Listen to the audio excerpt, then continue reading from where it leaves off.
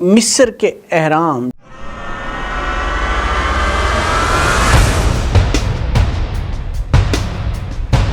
جب کوئی بھی انسان آج بھی انہیں دیکھتا ہے تو حیرت کی ایک نئی دنیا میں چلا جاتا ہے۔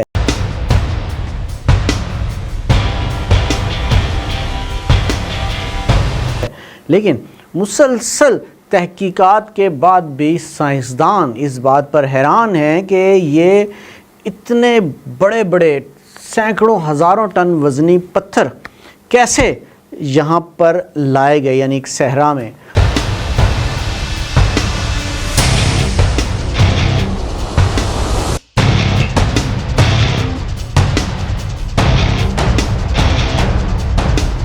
اور پھر یہ اتنے بڑے اہرام اور ان بڑے بڑے سلوں یا پتھروں کو اتنی اونچائی تک کیسے لے جایا گیا، آج ہم اسی راز پر پردہ اٹھانے جا رہے ہیں۔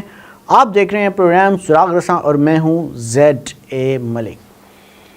ناظرین، پراسرار اہراموں کا راز مصر کے ساتھ ہی اہرام مصر کا نام ذہن میں نہ آئے یہ سوچنا بھی ممکن نہیں، بلکہ یہ کہنا زیادہ درست ہوگا کہ مصر کی شہرت کو چار دانگ عالم میں پھیلانے کے لیے جو کردار اہرام مصر کا ہے، اتنا کسی صدر، وزیر، سفیر یا ثقافتی نمائندے کا بھی نہیں ہے۔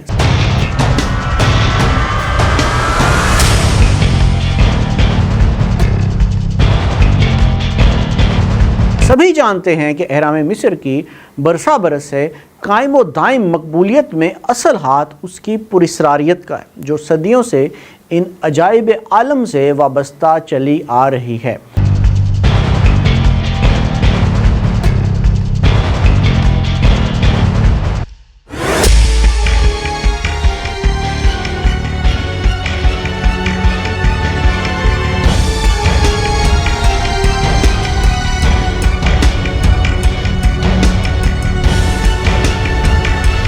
فرعون، موسیٰ علیہ السلام اور بنی اسرائیل کے واقعات تو دنیا بھر کو معلوم ہے، لیکن آج تک اہرام مصر کیسے تعمیر ہوئے یہ اصلیت کوئی نہیں جان سکا۔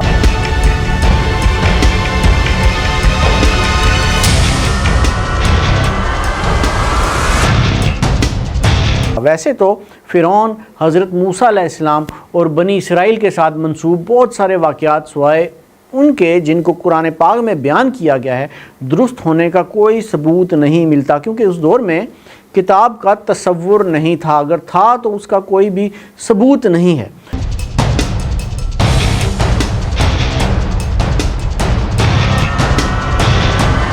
سوائے چند نشانات کے جو اہرام کی دیواروں میں کسی زبان میں کندہ ہیں، لیکن ان کا ترجمہ آج تک نہیں کیا جا سکا۔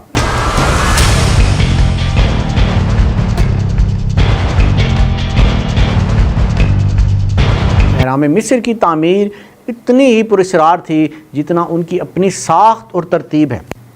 اہرام مصر دنیا کا ایک منفرد عجوبہ، ایک سمجھ نہ آنے والی پہیلی۔ کوئی پورے وثوق سے یہ نہیں بتا سکا کہ آخرکار اہرام مصر کی تعمیر کیسے ہوئی تھی۔ یہ ایک سوال ہے جس نے ماہرین آثار قدیم سے لے کر ماہرین تعمیرات تک کو پریشان کر رکھا ہے۔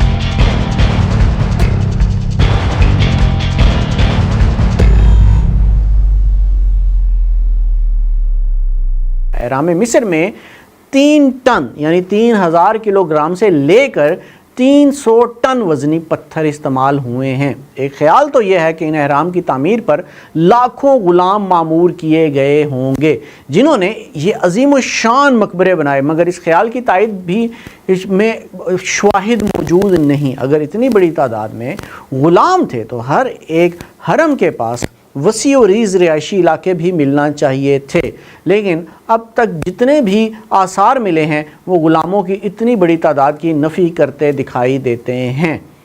بہرکیف ایسی کوئی ٹھوس شہادت موجود نہیں جس کی بنیاد پر یہ یقین کیا جا سکے کہ اہرام مصر کی تعمیر میں واقعی غلاموں کی اتنی بڑی تعداد کا ہاتھ ہوگا۔ ایک دوسرا نظریہ یہ ہے کہ اہرام جنات نے تعمیر کیے۔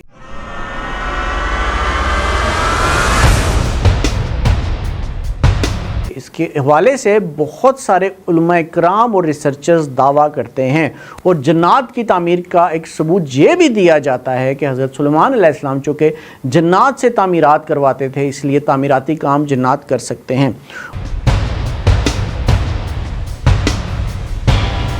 اور احرام کے بھاری پتھر اٹھا لینا جنات کے لیے کوئی مشکل کام نہیں ہے، لیکن پھر بھی یہ سوال پیدا ہوتا ہے کہ کیا جنات میں اتنی طاقت ہوتی ہے کہ وہ ٹنوں وزنی پتھر اٹھا سکیں؟ جنات کے حوالے سے میری جو تحقیقات اور ان تحقیقات کے حوالے سے میں نے ایک پروگرام بھی کیا تھا، جنات کی دنیا۔ اس پروگرام کو کرتے وقت میں نے اس کے اوپر کافی زیادہ ریسرچ کی تھی، لیکن مجھے یہ شواہد نہیں ملے کہ جنات 300 ٹن تک وزنی پتھر اٹھا سکتے ہوں۔ خلائی مخلوق کی معاونت کا بھی کئی لوگ دعویٰ کرتے ہیں، جس کا کوئی بھی ثبوت نہیں ہے۔ روحانی ماہرین کا یہ دعویٰ ہے کہ اس وقت کے لوگ روحانی علم میں بہت مہارت رکھتے تھے، وہ ٹنوں وزنی پتھر کو بہت ہی ہلکا کرنے کا علم بھی جانتے تھے۔ ٹنوں وزنی پتھر کو چند کلو میں تبدیل کر کے وہ اوپر لے جاتے، لیکن اس کا کوئی بھی ثبوت نہیں ہے۔ نہ ایسے علم کے ثبوت کسی بھی اور دور میں ملتے ہیں۔ مصر کا سب سے بڑا اہرام خوفو ہے، جسے چپس بھی کہا جاتا ہے، 13 ایکڑ پر پھیلا ہوا۔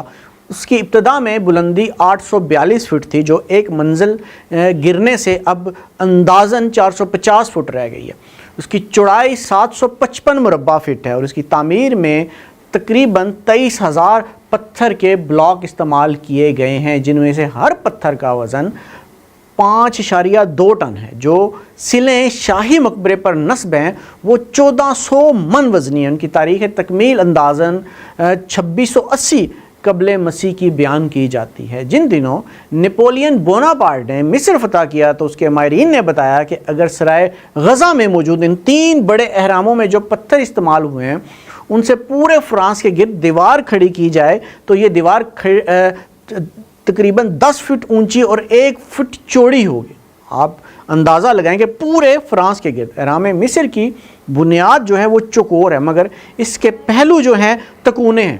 یہ تکونے اوپر جا کر ایک نقطے پر مل جاتی ہیں۔ یہاں ایک حیرت انگیز بات اور بھی ہے کہ اہرام میں لگے تمام پتھر یکساں اور ایک سطح میں ہیں، ان کے درمیان کسی قسم کا فاصلہ تک موجود نہیں، اور کہا یہ جاتا ہے کہ وہ ساز و سامان اور چھینیاں جو ان پتھروں کو تراشنے میں استعمال ہوئیں، ہر فرعون مصر نے اپنی ممی کو محفوظ رکھنے کے لیے حرم تعمیر کروایا تھا۔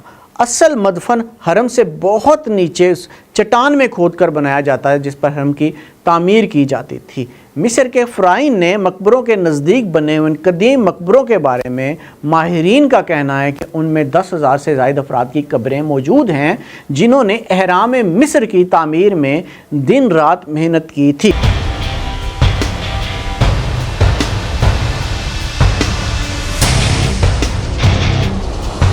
ماہرین آثار قدیمہ کا کہنا ہے کہ اگر یہ لوگ غلام ہوتے تو انہیں بادشاہوں کے نزدیک کبھی بھی دفن نہیں کیا جاتا۔ 4000 سال قدیم ان افراد کے ڈھانچوں پر تحقیق کے بعد ماہرین نے انکشاف کیا کہ یہ لوگ خشک خوراک افراد تھے جو روزانہ گائے اور دمبے کا گوشت کھاتے تھے، لیکن 10,000 افراد کے لیے بھی اتنے بھاری پتھر اٹھانا ممکن نہیں تھا۔ اب ہم چلتے ہیں جدید ترین تحقیق اور قرآن پاک کی طرف کہ وہ اس بھید کے بارے میں کیا کہتے ہیں۔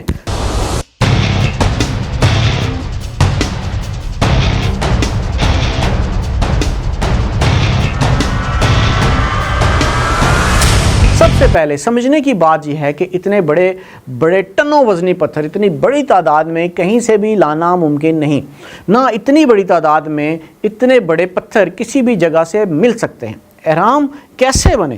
عظیم کتاب قرآن پاک اس حوالے سے ہماری رہنمائی کرتا ہے اور یہ بہت بڑی حقیقت ہم پر آشکار کرتا ہے۔ ذرا یہ آیت ملاحظہ فرمائیں جس میں کہا گیا، سن حامان، تو میرے لیے مٹی کو آگ پر پکوا، پھر میرے لیے ایک محل تعمیر کر تو میں موسیٰ کے معبود کو جھانک لوں، اسے تو میں جھوٹوں میں ہی گمان کر رہا ہوں۔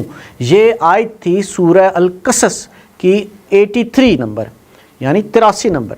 یہ فرعون کے الفاظ ہیں جو قرآن پاک نے بیان کیے ہیں۔ وہ حامان سے کہہ رہا ہے کہ میرے لیے مٹی کو آگ پر پکوا کر محل تعمیر کرو آیت اس ٹیکنالوجی کو ظاہر کرتی ہے جو اس وقت استعمال کی جاتی تھی۔ یاد رہے کہ سائنسی حقیقتوں میں ایک حقیقت یہ ہے کہ 19ویں صدی تک اہرام مصر کی عمارت دنیا کی بلند ترین عمارتوں میں شمار ہوتی تھی۔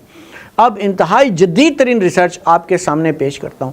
فرانسیسی ڈاکٹر جوزف ڈیوڈز بیان کرتے ہیں کہ اہرام کو گارے سے تعمیر کیا گیا اور اس سے بنے ہوئے پتھروں کو منتقل کرنے کے لیے خصوصی ریلوے کا نظام استعمال کیا گیا۔ تحقیق بتاتی ہے کہ مٹی وغیرہ دریائے نیل سے حاصل کی گئی اور اس مٹی کو پتھروں کے مضبوط سانچوں میں ڈالا گیا اور پھر ان کو بہت زیادہ درجہ حرارت پر پکایا گیا۔ ان کے باہمی عمل سے یہ پتھروں میں تبدیل ہو گئے، جیسا کہ آتش فشاں پہاڑ سے نکلے ہوئے پتھر جو لاکھوں سال پہلے بنے تھے، ان پر خاص قسم کی ماہرانہ انجینئرنگ کے تجربات کیے گئے۔ یہ بھی ثابت ہوا ہے کہ ان چٹانوں میں پانی کی ایک بڑی مقدار موجود تھی اور اتنی بڑی مقدار عمومی طور پر قدرتی پتھروں میں نہیں پائی جاتی۔ فرانس اور امریکہ کے محققین یہ دعویٰ کرتے ہیں کہ بڑے پتھر جو فرعون نے اہرام مصر تعمیر کرنے کے لیے استعمال کیے صرف گارا تھا، جس کو بہت زیادہ حرارت پر پکایا گیا تھا اور وہ پک کر پتھر بن گئے۔ آپ اس بات کو ایسے بھی سوچ سکتے ہیں کہ جیسے ہم لوگ آج بھی گھروں کی چھت ڈلوانے کے لیے پہلے لکڑی کے تختے باندھتے ہیں، ان کے اوپر سیمنٹ ڈالتے ہیں اور پھر سیمنٹ سوکھنے کے بعد ان کو کھولا جاتا ہے۔ ایسے ہی اس دور میں سانچے بنائے گئے اور پھر مزدوروں کی مدد سے آگ میں گرم مادہ گرم کر کے اہرام کا سٹرکچر کھڑا کیا گیا، جو ٹھنڈا ہو کر بڑے بڑے پتھروں کی شکل اختیار کر گیا، اور ہم یہی سوچتے رہ گئے کہ اتنے بڑے پتھر اوپر کیسے لے جائے گئے۔ یہ ہوتی ہے عقل۔ یہ ساری بات قرآن پاک کی سچائی کو آشکار کرتی ہے۔ اور دیکھیں، اللہ پاک نے اتنا بڑا راز جو سائنس نے اب جا کر معلوم کیا، 1400 سال قبل ہمیں بتا دیا تھا۔ بات ساری سمجھنے کی ہے، قرآن کو سمجھیں، ہر بات کا جواب ملے گا۔